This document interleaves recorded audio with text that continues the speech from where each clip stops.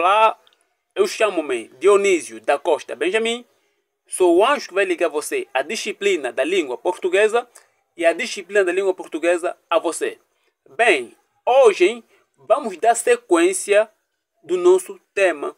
O nosso tema que fala de modos verbais. Já nas aulas passadas, já vimos o que são modos verbais como modo indicativo, modo condicional e o modo conjuntivo. E hoje vamos dar sequência começando pelo modo infinitivo. Então, como o termo já diz, infinitivo conhece-se como algo que não tem fim ou como algo que não tem uma determinação específica. Um exemplo vivo é a matemática. A matemática nos ensina que os números não têm fim. Por essa razão, os números são conhecidos como infinitos. Pelo facto de não terem fim, pelo facto de não terem uma determinação específica. Então, assim também é o modo infinitivo. O modo infinitivo não determina nem o número, nem a pessoa em que está. Não nos dá a conhecer em que pessoa está ou em que número está. Sim?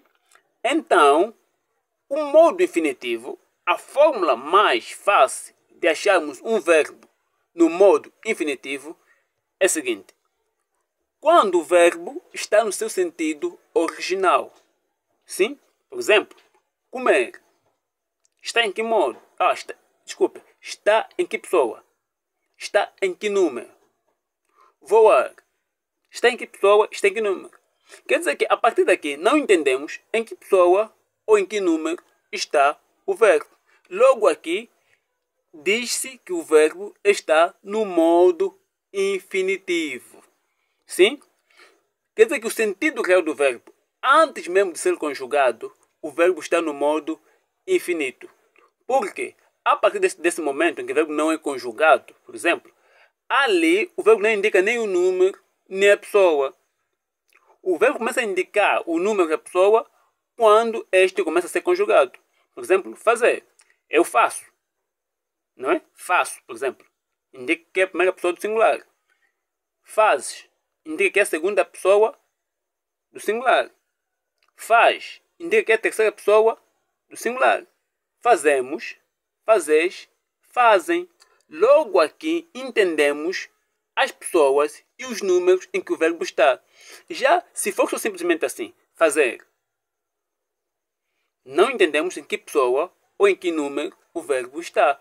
Logo, assim, entendemos que o verbo está no modo infinitivo, quando não nos faz entender a pessoa ou o número em que este verbo está. Sim? Então, antes de pularmos ao modo imperativo, deixo aqui uma dica. Gaste o seu saldo, gaste o seu tempo assistindo vídeos que te ensinem alguma coisa. Sim? Ok. Então, o que é um modo imperativo?